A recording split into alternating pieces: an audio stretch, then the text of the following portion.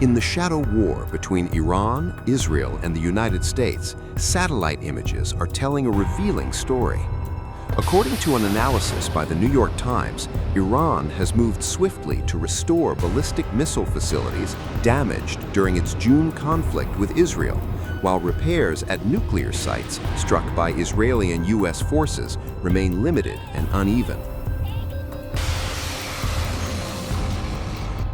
The findings are based on satellite imagery of 24 locations hit during the strikes.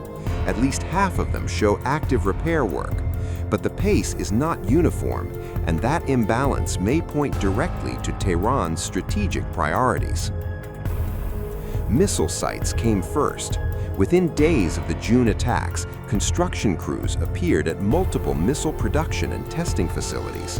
Imagery shows damaged structures cleared, buildings repaired, and operations gradually resuming. Intelligence assessments cited by the Times suggest Iran has already rebuilt much of its ballistic missile program, restoring a key pillar of its military deterrence. Analysts say that's no coincidence. With U.S. President Donald Trump openly weighing further military action, Iran's missiles remain one of its most immediate tools for signaling strength. Experts say the ability to threaten Israel, U.S. bases, and regional allies with missile strikes is among Tehran's few viable options to deter future attacks on its nuclear infrastructure.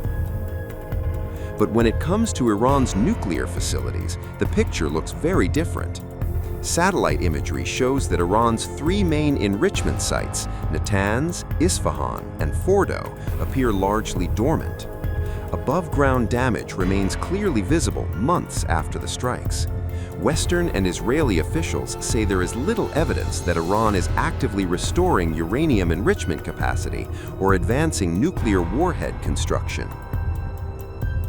Some limited work has been observed.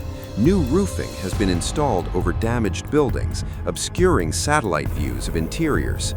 Partial renovations suggest stabilization efforts rather than full-scale reconstruction, but much of the destruction remains untouched. At the same time, the images reveal something else. Near Natanz and Isfahan, new fortifications have appeared around subterranean tunnel complexes, hinting at efforts to harden underground assets against future strikes. Additional construction has also been spotted at the Parchin military compound southeast of Tehran, a site long associated with high explosive testing linked to nuclear weapons research. Taken together, the imagery paints a clear contrast. Iran appears to be prioritizing what it can rebuild quickly, missiles that project power now, while leaving its nuclear program damaged, concealed, and possibly recalculated for a more uncertain future. As tensions rise and military options remain on the table, the satellites suggest Tehran is preparing for deterrence, not recovery. As Iran tightens its grip at home, crushing nationwide protests with deadly force, new satellite images suggest a quieter, more secretive operation unfolding at the heart of its nuclear program. High-resolution imagery from Planet Labs PBC shows new construction at two of Iran's most sensitive nuclear sites, Natanz and Isfahan, both heavily bombed last year during a brief but devastating war with Israel, followed by U.S. strikes. Roofs have now been erected over damaged buildings at both facilities, not to rebuild, but to hide. These coverings mark the first major visible activity at any of Iran's stricken nuclear sites since the 12-day war in June. And they do one crucial thing. They block satellites from seeing what's happening on the ground, currently the only means of monitoring the sites, as Iran has barred inspectors from the International Atomic Energy Agency. Tehran has said nothing publicly about the new construction. The IAEA has offered no comment. Experts say this is not reconstruction. Instead, it may be a salvage operation. According to analysts who examined the imagery, Iran is likely trying to determine whether key nuclear assets, possibly even stocks of highly enriched uranium, survived the strikes. Before the war, Natanz was the backbone of Iran's enrichment program.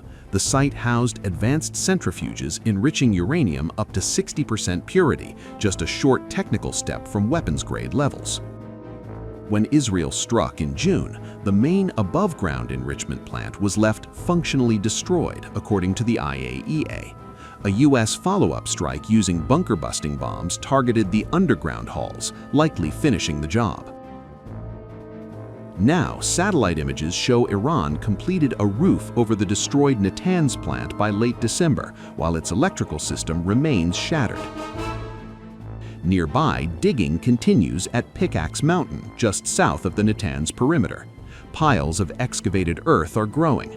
Analysts believe Iran may be constructing an entirely new underground nuclear facility there. At Isfahan, another roof appeared in early January over a building near the site's northeast corner. Its exact function remains unclear, though Israeli officials previously said their strikes there targeted centrifuge manufacturing. Imagery also reveals tunnels near Isfahan being deliberately filled with dirt, defensive measures seen just before the war, while a third tunnel appears cleared and reinforced with new security walls. Since the war, Iran has also raced to reconstitute its ballistic missile and explosives programs, including rapid reconstruction at Parchin, a military complex tied to past nuclear weapons research. Satellite photos show work underway at Talgan 2, a site Israel destroyed in October, once believed to house explosive chambers and X-ray systems used in weapons testing.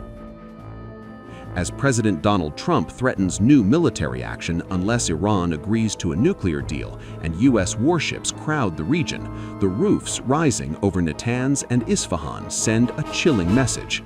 Iran may be wounded, but it is not done. Satellite photos analyzed by the Associated Press show activity at two Iranian nuclear sites. Now, these sites are at Natanz and Isfahan. The Natanz site has seen a roof go up over top of what used to be an above-ground nuclear enrichment site used by Iran that had been enriching uranium up to 60% purity, which is a short technical step from weapons-grade levels of 90%. Now, the second site in Isfahan is over a structure that Israel destroyed in June, and the Israelis said at Isfahan they were targeting centrifuge manufacturing facilities. Now, all this comes as U.S. President Donald Trump is putting more pressure on Iran over its nuclear program.